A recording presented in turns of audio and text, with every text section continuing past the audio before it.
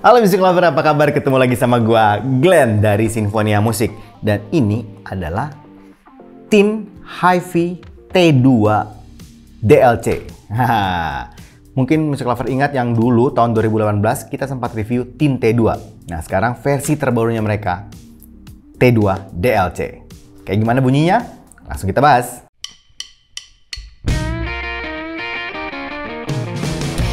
Secara umum sebenarnya yang membedakannya katanya dari speknya itu dari drivernya yang menggunakan driver DLC ya, dynamic driver tipe yang DLC, sama diganti konektornya. Tadinya kan yang T2 yang lama itu pakai MMCX, sekarang ini pakai 2 pin 078. Nah, spesifikasi lengkapnya dan fiturnya nih kayak gini nih. Untuk fiturnya menggunakan 4th Gen DLC Composite Diaphragma ukuran 10 mm.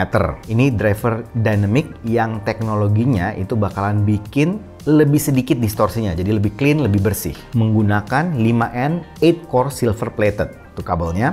Kemudian menggunakan konektor 078 mm 2 pin aviation grade aluminium metal cavity. Nah ini sebenarnya mirip ya sama yang T2 yang lama ya. Jadi bahannya dari aluminium untuk aviation grade atau untuk pesawat terbang. Compact and neat comfortable wearing. Jadi bentuknya kecil, kemudian nyaman untuk penggunaannya atau fittingnya. Sedangkan untuk spesifikasi lengkapnya seperti ini. Paket penjualannya. Kita langsung masuk ke desain dan build quality-nya. Nih, gue langsung bandingkan side by side T2 yang lama, yang gue akan sebut T2 klasik atau gue sebut aja klasik, dengan T2 DLC, yang nanti gue sebut DLC. Overall untuk desainnya yang membedakan itu jacknya. Kalau yang klasik itu dari jack karbon, ya sama-sama jack lurus, ya yang straight, kemudian 3 pole, jadi nggak ada mic-nya. Sedangkan yang DLC itu bentuknya mirip kayak OYD. Ya kalau Music Lover tahu jack OYD yang cukup bagus kualitasnya dan cukup mahal. Nah ini yang DLC seperti itu. Kemudian untuk kabel, yang DLC kerasa sedikit lebih tebal dibanding yang klasik. Splitternya sudah pasti DLC lebih tebal. Dan yang DLC itu ada adjustment dari akriliknya. Sedangkan yang klasik lebih tipis tuh. Untuk bagian over ear-nya, yang DLC itu udah ada kayak apa ya, sleeve. Ya, sudah ada sleeve-nya, jadi di kuping pasti akan lebih nyaman. Nah, yang paling jelas itu perbedaannya di pin konektornya.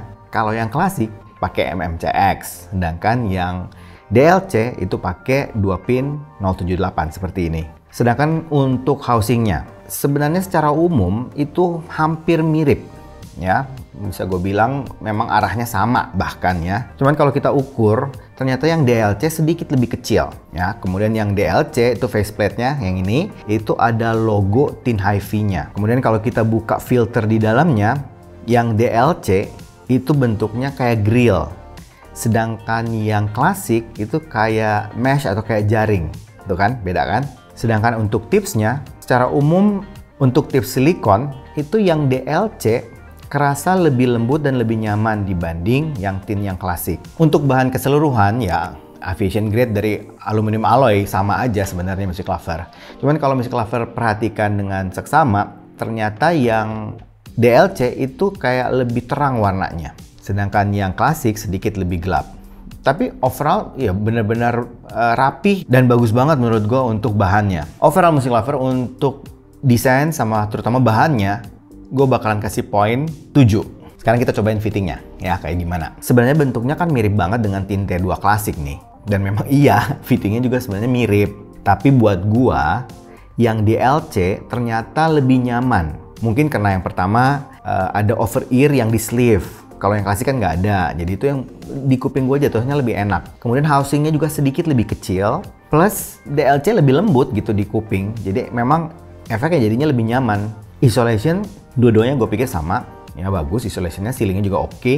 Ya kurang lebih seperti itu sih untuk fittingnya. Sekarang kita langsung masuk saja ke sound quality-nya Music Lover. Arah suaranya, menurut gue ini ke balance atau neutral to warm, sedikit slightly warm gitu ya. Jadi nggak warm banget soalnya gitu. Gue cukup suka sih untuk tuningnya.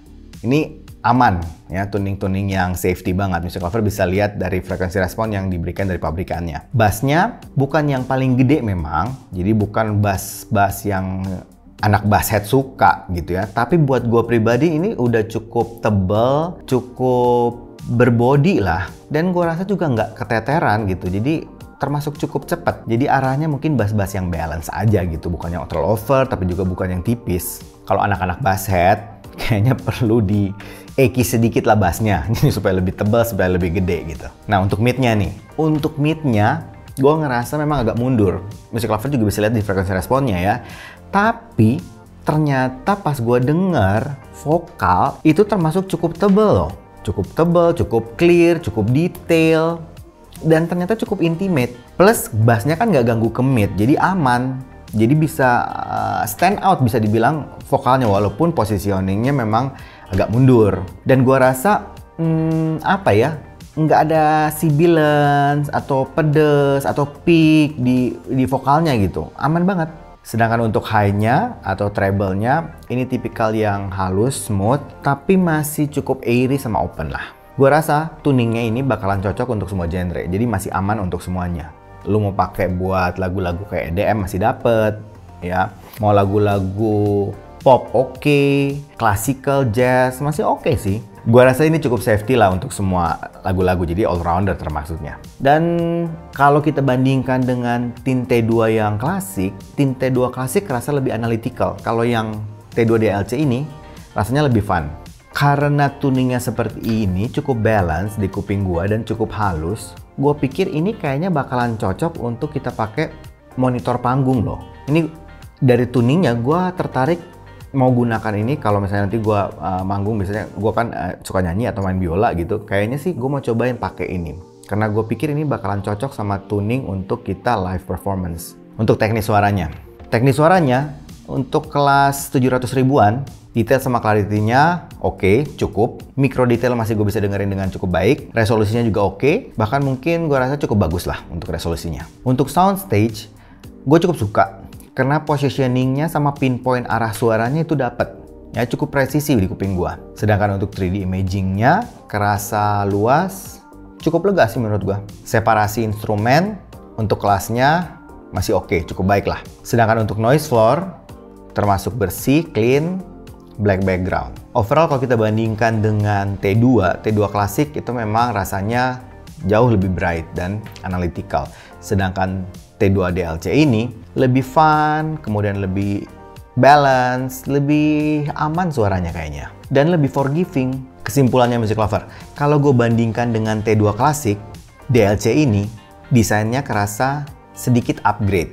Ya, terutama di bagian konektornya yang menggunakan 2 pin 78 mm sama jacknya. Itu kerasa banget memang upgrade. Yang kedua, fittingnya ternyata juga gue rasa yang DLC itu sedikit lebih nyaman dibanding T2 klasik yang lama.